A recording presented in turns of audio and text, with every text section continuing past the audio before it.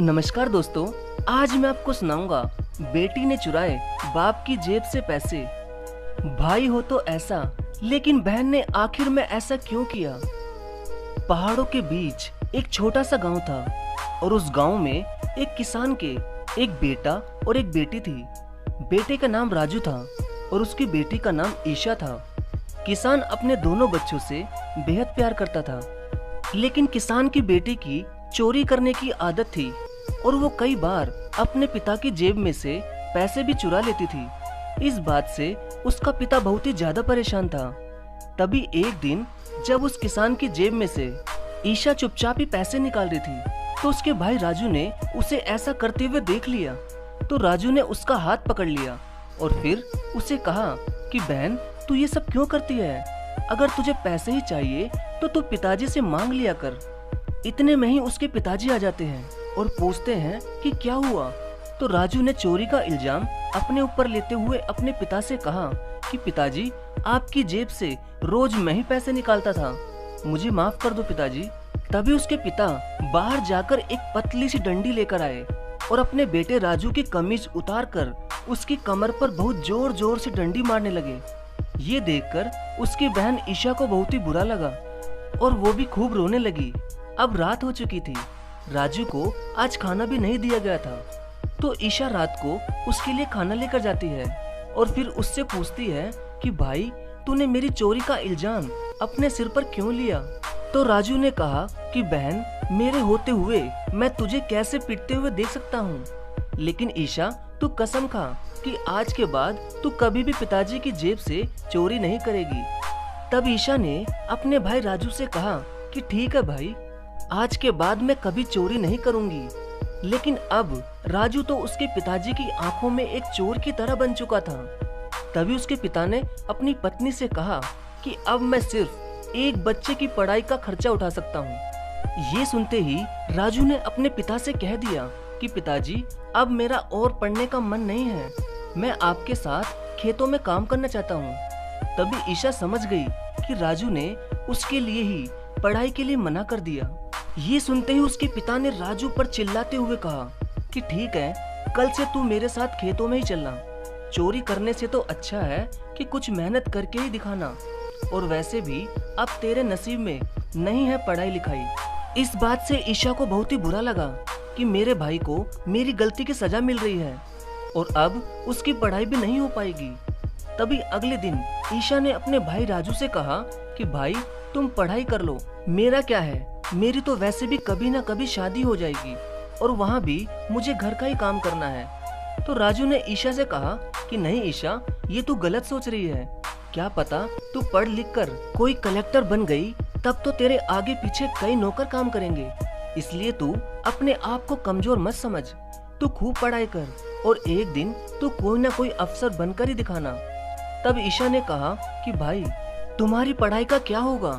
तब ईशा को राजू ये समझाता है कि पगली, हमारे पिताजी की इनकम इतनी नहीं है कि वो हम दोनों की पढ़ाई का खर्चा उठा सके। पिताजी और मैं काम करेंगे तो तेरी पढ़ाई भी अच्छी हो जाएगी। तभी कई साल बीत गए।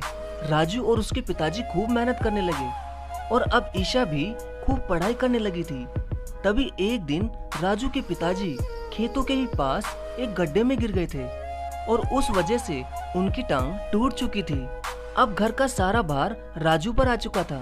तभी ईशा ने भी पढ़ाई छोड़ने का फैसला कर लिया, लेकिन राजू ने ईशा से कहा कि बहन, तू अपनी पढ़ाई बीच में मत छोड़ना।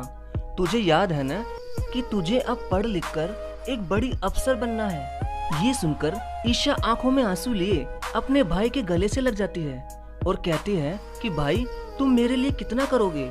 तुम्हारा भी तो जीवन है। बचपन में पहले तुमने मुझे पिताजी की मार से बचाया, जब मैं पिताजी की जेब से पैसे चुराया करती थी, और फिर जब पिताजी एक बच्चे की पढ़ाई का खर्चा उठाने के लिए बोले, तब भी तुम मुझे ही पढ़ाने की वजह से तुमने खुद पढ़ाई भी छोड़ दी।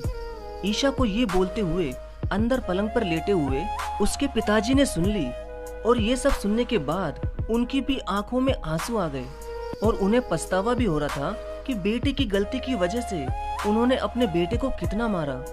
लेकिन फिर उनको ये सोचकर अपने बेटे राजू पर गर्व भी होने लगा कि वो खुद मेहनत करके अपनी बहन ईशा को पढ़ा लिखा कर आगे बढ़ाना चाहता है। अब राजू ने अपनी बहन ईशा को खूब समझाया कि बहन तुझे बस पढ़ना है और खूब आगे बढ़ना है। अब ईशा खूब पढ़ने लगी और राजू दिन रात मेहनत करने लगा और अब ईशा को पढ़ाई के चक्कर में शहर जाना पड़ा। लेकिन फिर भी राजू ने हिम्मत नहीं हारी और उसने ईशा की आगे की पढ़ाई के लिए गांव से कर्जा भी ले लिया। ईशा ने भी पढ़ाई में कोई कसर नहीं छोड़ी। वो पढ़ाई में सबसे आगे थी और होती भी क्यों ना, उसके भाई राजू की हिम्मत, प्यार और उसकी मेहनत उसके साथ थी। अब समय बीतता गया। राजू की दिन रात मेहनत करते हुए तबीयत भी खराब होने लगी थी, लेकिन फिर भी वो अपनी बहन को आगे बढ़ाने के लिए मेहनत कर ही जा रहा था। तभी एक दिन ईशा पढ़ लिख कर एक बड़ी अफसर बन गई और उसकी नौकरी एक ऊंचे पद पर लग गई। लेकिन उसी बीच ईशा ने शहर में एक लड़के को पसंद करके उससे शादी भी कर ली और शादी के समय उसने अपने घर वालों से पूछना जरूरी भी नहीं समझा। और फिर कुछ दिनों में उसने अपने भाई राजू को फोन किया और कहा कि भाई तुम्हारे लिए एक खुशखबरी है। तो राजू ने कहा कि ईशा मुझे पता है तेरी नौकरी लग गई होगी।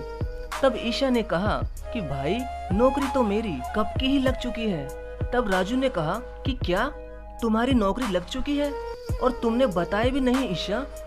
तब ईशा ने कहा कि भाई बात यह है कि मैंने शादी कर ली, सॉरी मैं आप सबको नहीं बुला पाई और अब मैं गांव नहीं आ सकती, वरना सब लोग मेरे बारे में न जाने क्या क्या कहेंगे।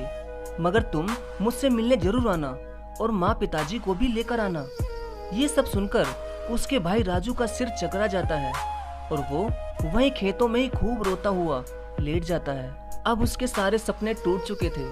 उसने सोचा था कि उसकी बहन ईशा नौकरी लगने के बाद थोड़ी बहुत उनकी गरीबी को दूर करेगी और भाई की सहायता भी करेगी।